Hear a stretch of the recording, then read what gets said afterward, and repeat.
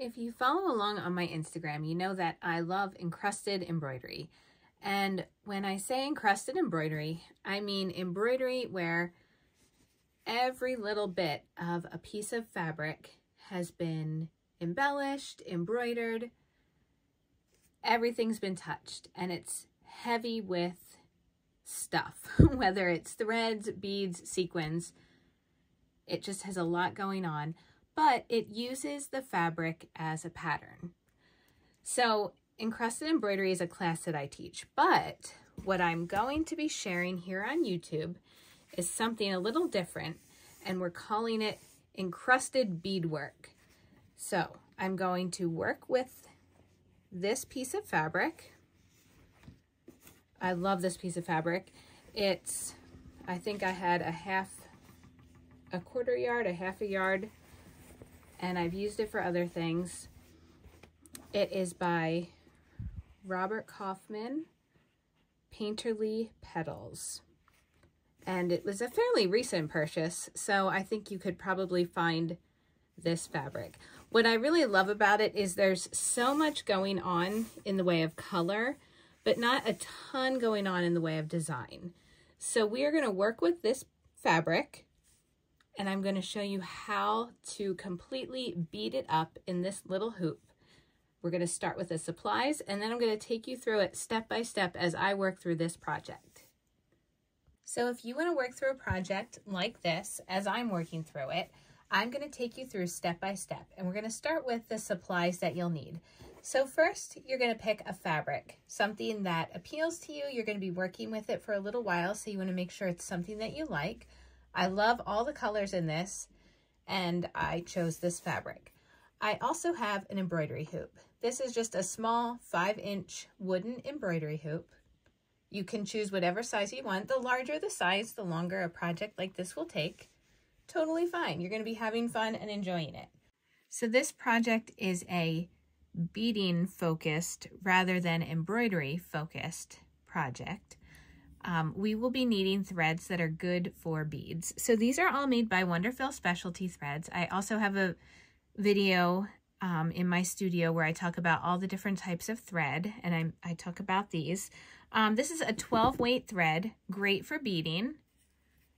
And you're not really going to see the thread. You're going to see the beads. So I have colors that match, but I probably won't see this a lot because of my beadwork.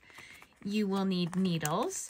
This is a great variety pack. I like milliner's needles, and I always tell my students that needles are very personal. Like if you have a needle that you like, go for it, use that.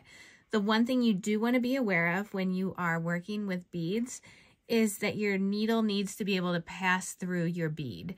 And especially with bugle beads and some of the smaller seed beads, you just want to make sure before you get started, before your needle's threaded and you're all set to get beading, make sure that this needle can pass all the way through the bead that you're going to be using. And then I also have these are my Tula Pink scissors. So you just need small embroidery scissors. Now let's get started with the other supplies.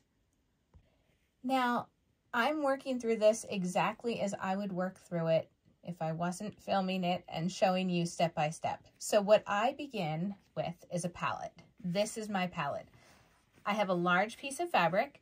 I'm not sure what section of this fabric I'm going to hoop up yet. My first step is gathering the beads that I'm going to need. So I'm going to begin with seed beads, which I love working with. So this is a size 32 seed bead. And I noticed that in this piece of fabric, there's little white dots all over. So I'm just picking things that kind of relate to the fabric. So I'm picking a size 32 seed bead. Next, and these beads are all by John Bead Company. You can find them at Michael's, at Joann. They're easy to find. So this is a size 6 seed bead. They're smaller than the size 32, but they're still going to show up really great on my fabric. And you can see what I did is I just picked beads that kind of go with the fabric. Again, because I don't know what I'm doing yet, I just want to have all of my options handy as I begin to work on this. So these are all the colors I picked. So those are the size 6 beads.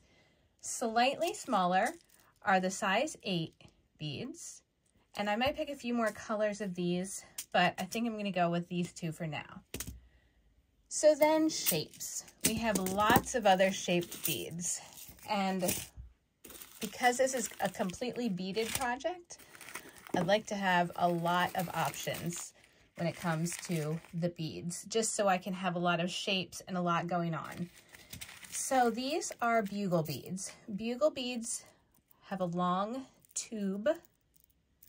You can see there. These are by John Bead. The others are just from my stash.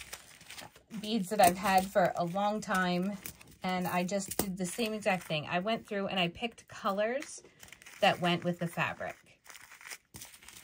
So those are my bugle beads. Move them to the side.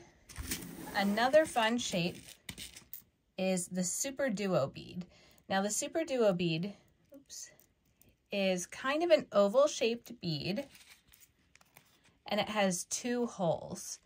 And I'm going to show you 2 different ways to add this type of bead to your embroidery. And there's different sizes too. You can see that this is a smaller size than this. And then I have these 2 mixed colors. This one is kind of cool because it's like it's a red on one side and a purple on the other. So depending on how I add that, that's going to look really neat in my project. My final type of bead is just a shaped bead. So you can see this one is like an oval with 1 hole. These are like diamond shaped beads. These are tiny little ones that have just a little, one little bead, 1 little hole. I've got cube beads. So then those are just the different shapes. And then finally we have sequins. So this is a great sequin variety to have. And I have another video in my studio where I talk about sequins. So you can check that out if you want to know a lot of details about sequins. But this one is from Michael's, from the scrapbooking section. So I have that. And then I have lots of different colors, different shapes. So there's my flower shapes in here. I have one that's red on one side, tan on the other side.